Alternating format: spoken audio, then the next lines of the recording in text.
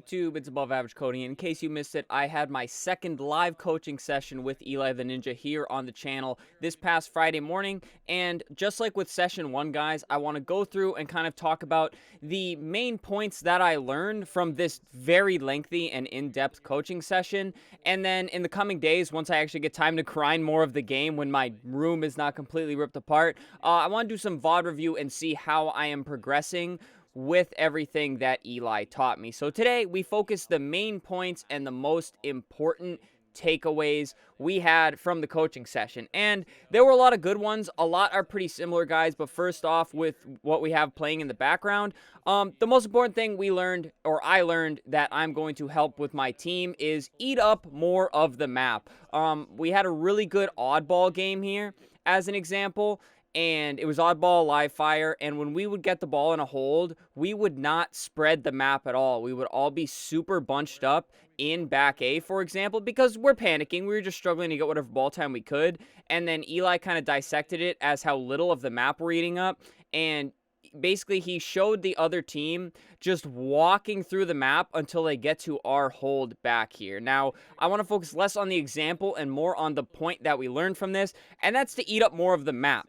Not necessarily just so you can see more of what's going on, but you're also eating up a lot of spawn points. In this specific example, what happened was we were all bunched up in back garage, so as the first enemy spawning up was able to move towards us, he would influence the other spawners that were still waiting to spawn up, and they would spawn even closer to us. And this leads to that effect you see quite often, especially on live fire, where it's like, oh, we're holding the oddball here. How did they spawn right next to us?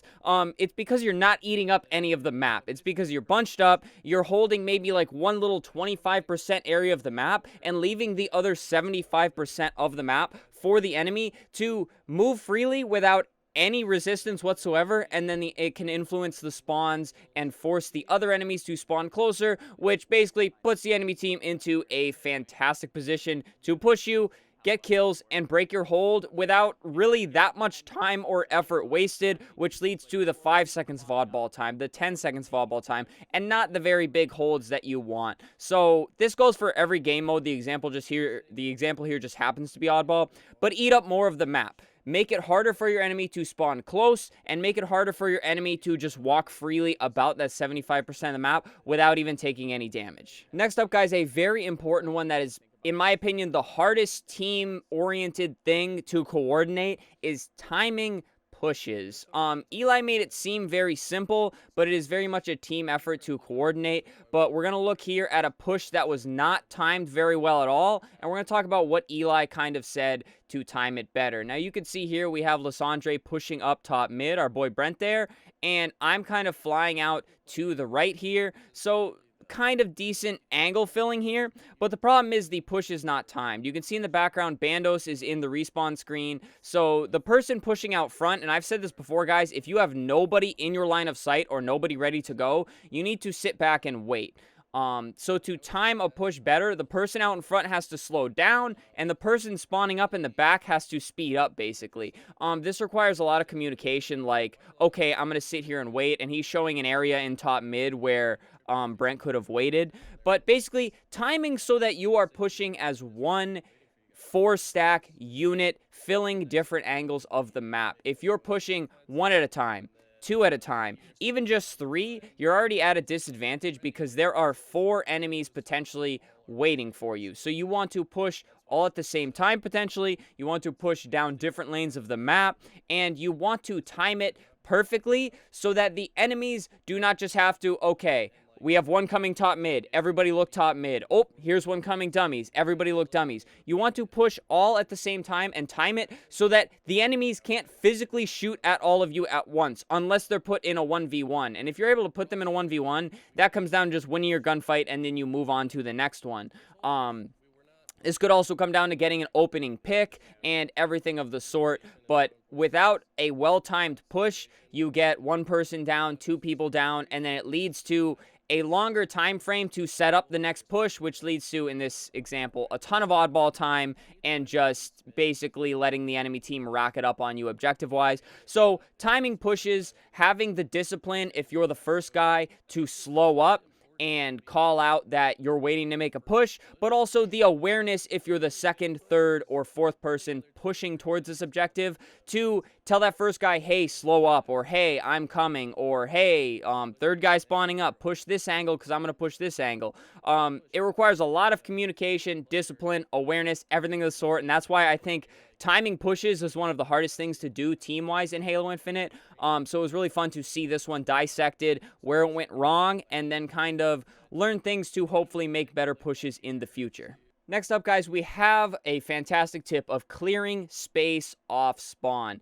You hear the objective ticking, you know you're running out of time, you know you want to go, go, go, get the kills, get the objective, blah, blah, blah.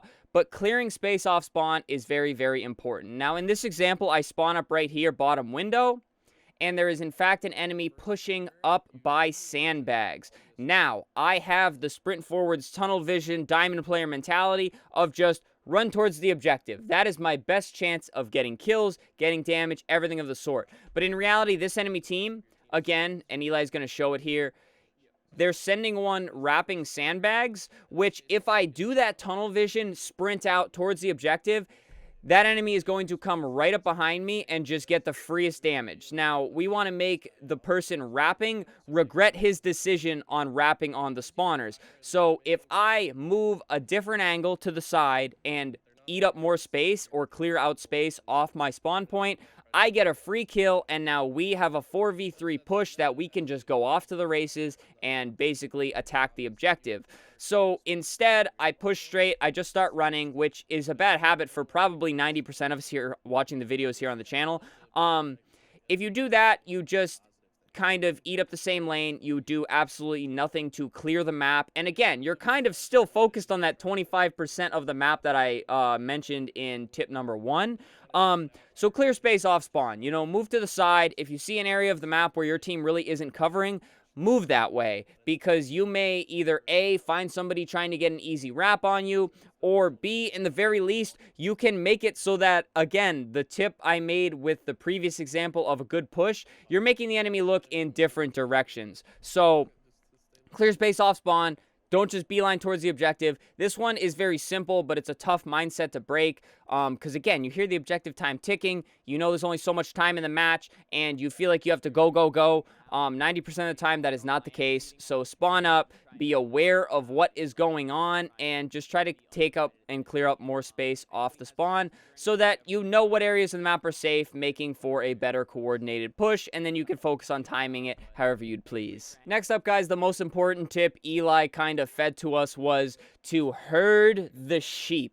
Now, you are trying to collapse on the enemy from as many different angles as your 4-stack team can make, and this is basically herding the sheep. You're trying to build a fence around the enemy team so that there's none behind you, there's none next to you, and you're shooting from different angles, making for a perfect storm of not only all looking in one direction and shooting the entire enemy team, but you're coming from different angles such that they, again, cannot just look in one direction, kill you, one direction, kill you. They have to look in all the directions at once. This is kind of bringing everything together, which is why I didn't want to put this tip first and foremost. If you can time your pushes, if you can clear space to make sure there's nobody roaming the map, and do everything together, that is how you herd the sheep in place, guys. So you can see here, this is a bad example of herding the sheep, because we have 3 teammates all pushing from one direction, and then we have me coming top mid here, which does not build a complete fence. This leaves window and scoreboard area completely open for enemies to either trickle out, enemies to shoot us from, and just an open area. When you're building the fence, guys, you don't want any openings in the fence. You want to completely engulf the enemy team so that, again, nobody's trickling out and nobody is shooting you from the side or wrapping behind you.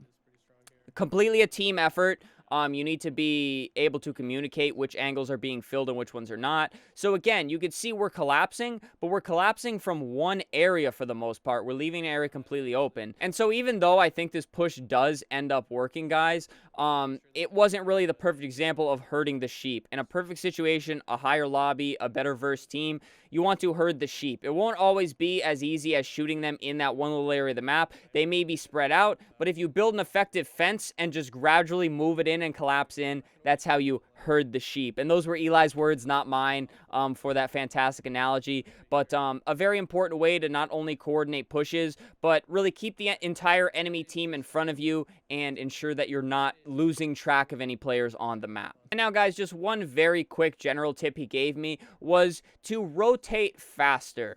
Not only in terms of my hesitation, as I do like to hesitate a lot and not really commit to my pushes, but just do it the fastest way possible. Hit the G slides, you know, the long slides, and get there as quickly as possible.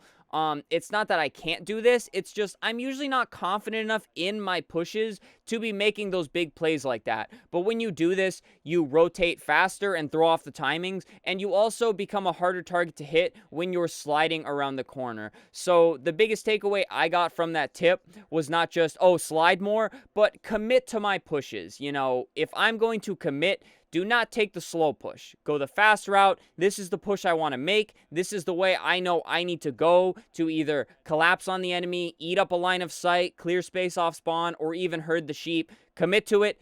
Do it quickly, do it confidently, and that's how the kills are going to come, and I'm going to prolong my life, put in more damage, and just overall make a better environment for my team to really collapse on an enemy and make it harder for the enemy to just shoot us and kill us and win the game. I don't know a better way to put it than that, guys.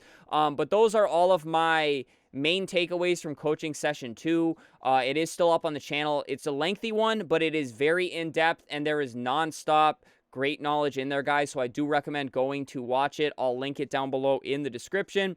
But that pretty much covers all of the main takeaways. There's a lot more in there, but again, guys, I'm not going to make a 30-minute video discussing every single little thing I learned when you guys can just go watch the whole thing and learn it more in depth. This was kind of just me covering the main things that I'm going to be working on in the coming weeks in Halo Infinite. And then again, we're going to be doing more VOD review on how I'm successfully or unsuccessfully implementing these very important nuances that I'm getting for Halo Infinite. But anyways, guys, subscribe to the channel. We upload literally every day here. We stream 5 days a week. And again, we're trying to get better at the game, trying to help you guys get better as we go. Leave a like on the video as well. Leave a comment, guys. Did you catch the coaching session? Do you find you're struggling with any of these things in your gameplay? Feel free to let me know down below. And then finally, guys, channel membership. Super thanks for the support monetarily. It helps me out a lot as a content creator, but please do not feel like you have to. But alrighty, guys. This was still a pretty lengthy one, but that's what I am currently going to be working on. So I hope you guys enjoyed this one. Stay happy, stay healthy, and stay tuned for the next one.